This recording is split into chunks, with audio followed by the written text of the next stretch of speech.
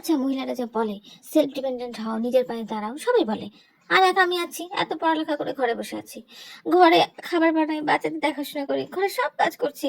আর এর মধ্যে যদি কেউ বলে চাকরির অফারও দেয়, তো আমি না প্রতিদিন ওই একই সময় বাইরে যাব, এটা চিন্তা করলেই আমার হাত পা ঠান্ডা হয়ে আসে। আল্লাহ, এটা কি? আমার মনে হয় আমি বাসায় আছি, আরাম করছি, স্বামীর টাকা কামাই খাচ্ছি, ঘরে বসে আরাম করে সকাল সন্ধ্যা কাজ করে, যাই হোক একটা ভালোই আছি, আরামে আছি, নিজের মতো কাজ টাজ করে ঘুরে বেড়াচ্ছি। তো এটা আমার কি হলো?